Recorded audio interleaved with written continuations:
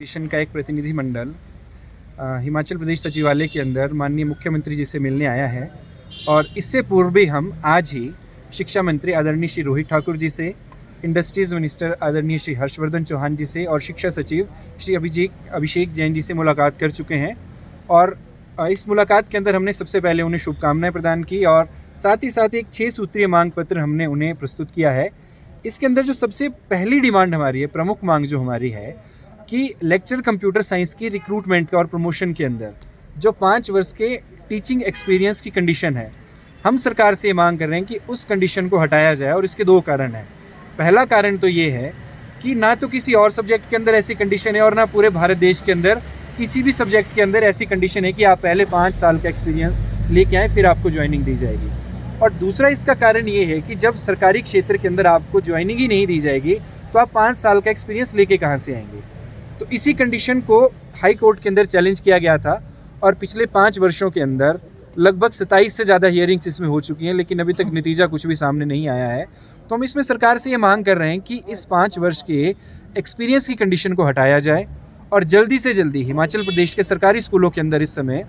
Lecture computer science के 850 से ज़्यादा पद खाली चल रहे हैं, उन पदों को जल्दी से जल्दी भरा जाए। शिक्षा प्रदेश के अंदर लगभग 40,000 से अधिक युवा हैं। आप सभी जानते हैं कि हिमाचल प्रदेश के अंदर कितने सारे इंजीनियरिंग कॉलेज हैं और कितने ही ऐसे कॉलेज हैं जहां से BCA, MCA, BTech जैसे कोर्सेज करवाए जा रहे हैं, लेकिन लगभग 2012 के बाद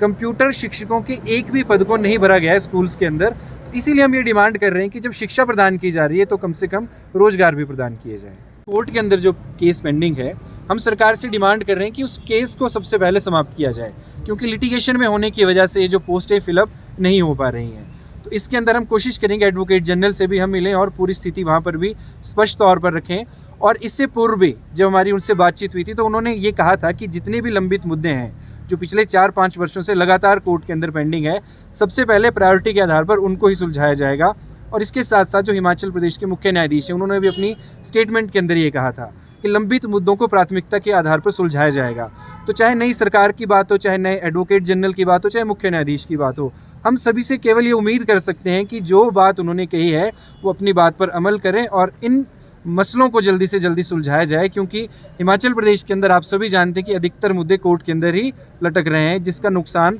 खामियाजा जो है वो शिक्षित युवाओं को उठाना पड़ रहा है। तो इस पूरे मुद्दे पे उन्होंने रिपोर्ट मंगवा ली है कि अभी स्थिति क्या है और सारी स्थिति को जानने के बाद वो इसके ऊपर जल्दी से जल्दी निर्णय लेंगे। एक जो दूसरी डिमांड हमने शिक्षा मंत्री जी से इसमें रखी है कि हिमाचल प्रदेश के कॉलेजेस के अंदर पिछले 5 साल से कंप्यूटर टीचर की एक भी पोस्ट फिलअप नहीं की गई है। तो हमने उनसे डिमांड की कि कॉलेज के अंदर भी टीचर्स की रिक्रूटमेंट की जाए, कंप्यूटर टीचर्स की। और अभी कुछ दिन पहले ही जो हमें मीडिया के माध्यम से पता चला है कि हिमाचल प्रदेश के अंदर तीसरी कक्षा से कंप्यूटर की शिक्षा प्रदान करने की जो है कार्य योजना सरकार बना रही है। तो हम सरकार के इस फैसले का भी स्वागत करते हैं और साथ ही साथ सरकार से मांग करते हैं कि TGT कंप्यूटर साइंस की पोस्ट भी जो है वो क्रिएट की जाए, क्योंकि बिना कंप्यूटर की शिक्षा और बिना कंप्यूटर के शिक्षकों के ये डिजिटल इंडिया कैसे बनेगा हमारी समझ से तो बाहर है।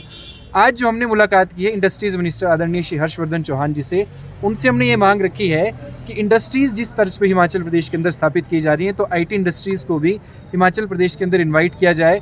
इससे क्या होगा कि एक तो हिमाचल प्रदेश के लिए रेवेन्यू जनरेट होगा, साथ ही साथ यहाँ पर जो BCA, MCA, BTech, MTech जैसे लगभग 50,000 से अधिक कंप्यूटर प्रोफेशनल्स युवा हैं, उनको भी कहीं ना कहीं रोजगार के अवसर प्राप्त होंगे। और IT सेक्टर एक ऐसा सेक्टर है जो कि इको फ्रेंडली है, जिससे पर्यावरण को कोई नुकसान नहीं है। तो इन सभी मांगों को लेकर आज हम आदरणीय शिक्षा मंत्री जी से, उद्योग मंत्री जी से, शिक्षा सचिव महोदय से मिले हैं और अभी 4 बजे ही हम आदरणीय मुख्यमंत्री जी से भी मिलेंगे और अपनी मांगों को उनके समक्ष रखेंगे।